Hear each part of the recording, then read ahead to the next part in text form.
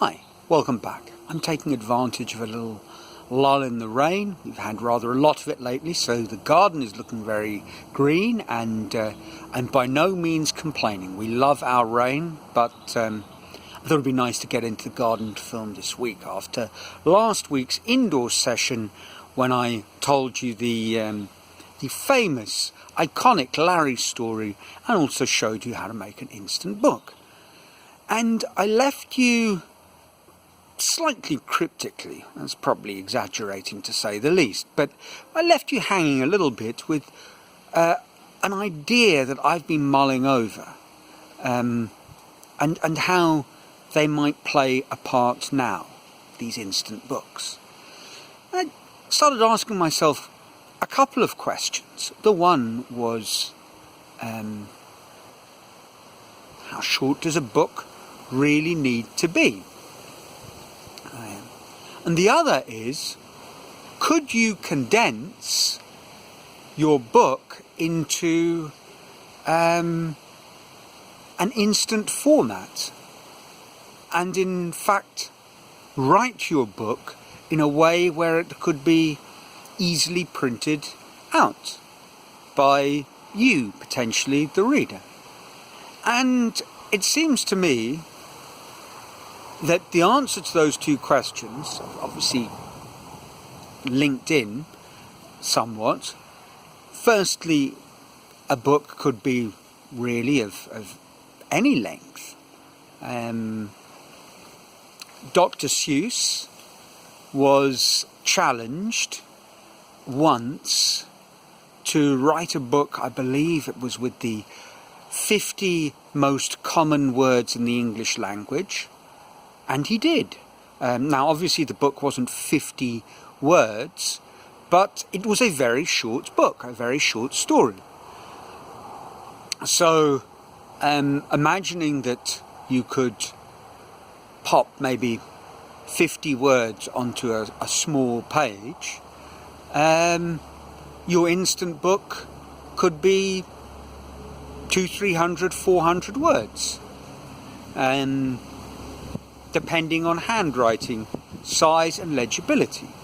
Now, the average non-fiction book is probably closer to 60,000 words, so we're going to have to trim down the content somewhat, but brevity need not be a bad thing.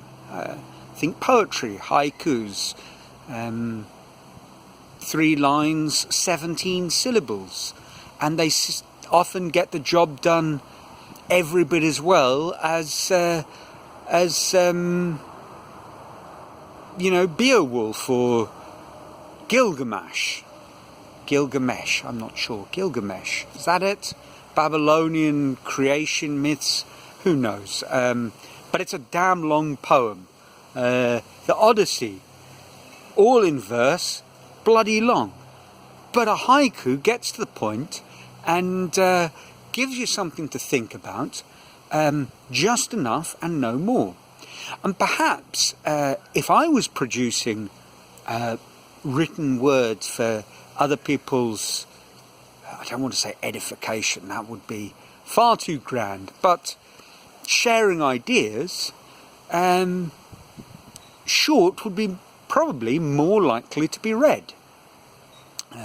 And these short books have become something of a thing these days because modern marketing trends have produced the concept of the lead magnet. I'm sure it was always out there, a sort of tempting freebie to get you sucked in. But the lead magnet in the form of an e-book, the notorious sales funnel of content marketers, this is very much a thing today, and it's on the surface a good thing because people give you something for free.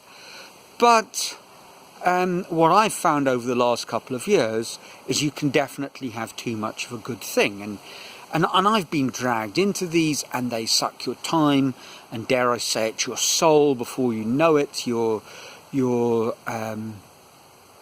hard drive is just piling over with freebies that you really never ever read. I mean, and in amongst all of that, there are also fantastic things that I've found. So once again, I'm not complaining. But I was thinking perhaps, it seemed to me, that maybe I'm not the only person who values something analog. And pardon me for dragging all this a little closer to the gutter. But there are people choose to read in the strangest of places. Everywhere from queues to waiting in restaurants when restaurants were still a thing that you could do, or simply the computer age. You find yourself at a loose end and you're at your computer and you fancy reading something. If you start reading something that is on your computer, you kind of have got sucked into that world. So maybe having something physical in your hand to read would be a good thing. I mean, people, as I say, they really do read just about anywhere. Your early morning constitutional, pardon me, but you'll go into people's homes for parties or dinners or whatnot, asked to use the bathroom, and there's a pile of books and magazines in there, and they're there for a reason. People read in all sorts of places. Now, if I'm to disseminate ideas in a paper form, it just becomes more paper that's lost in a pile of paper. And the beauty of the instant book is that it's something that can fit in your pocket.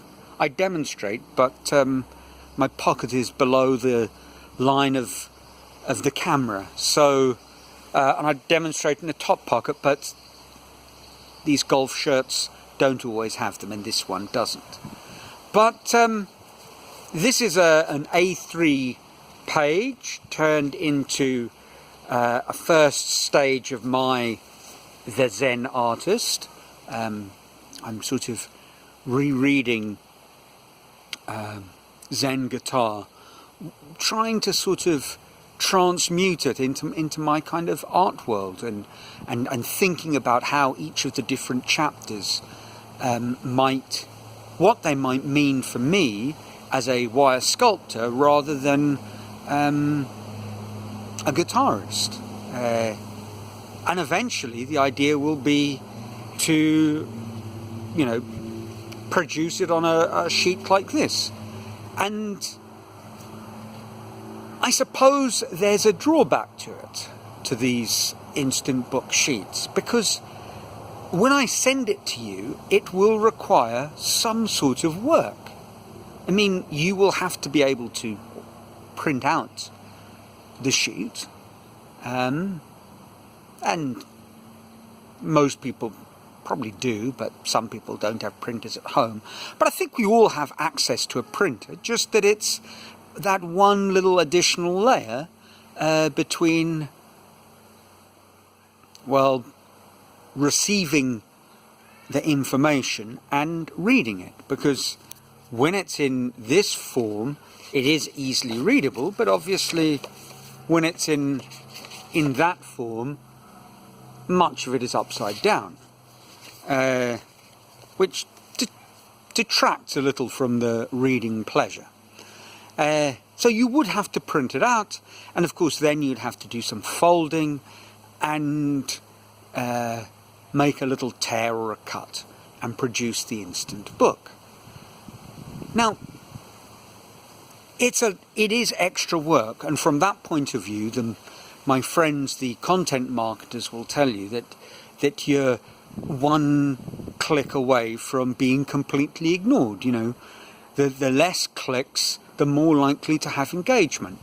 But they're playing very much a numbers game, and that's not the game I want to play. I want to play a game of finding people, however many or however few, that want to be involved. And actually creating a little hurdle, whilst it might be viewed as a lack of convenience, in a way, once you're over that first hurdle, kind of you're in. And that would be my thinking, that this may well be a bridge too far for some people, but for other people it would be a sort of amusing little ritual before seeing what the content's all about. And it would also, again, be a sort of a bridge between receiving content and producing content, because it is my firm belief that, this is not just something I would like to do and put out there for other people. It's something that I want to share, but on every level. A sort of, if you read Jonathan Livingston Seagull, a sort of 70s classic, at some point the master seagull says to Jonathan Livingston, Padawan apprentice, we are all, what was it? Learners, doers, teachers, I think that was it. So, if we're sharing something, we all need to participate on all of the levels. So that's kind of my idea. What I'd like to do is, and soon, have it ready for your critical eyes and welcome helpful comments and criticisms, suggestions, involvement. I would like to have a website with a clickable button for downloading a PDF that can be turned into an instant book that will be a manifesto of sorts and share ideas. Actually, the short 8-page book is very easy to turn into a longer version, and all it will require is, as well as some A4 paper printed out, is a piece of thin cardboard cut to size and a stapler. But I'll leave that for another episode. So that's the idea. You probably weren't expecting much more, and maybe that none of that came as particularly much of a surprise, because it's sort of a line that I've been going down, sort of teasing out, thinking about. But I suppose that instant book struck me as being a very nice way to get going and do something that at least differentiates itself from the grubby world of internet mass marketing and thought leaders and content producers, which isn't really me. Well, that's it. Let me know what you think. As always, criticism is most welcome. And until next week, from a sunny, for the moment, Brazil, and trusting you're all well and filled with joy. Ciao.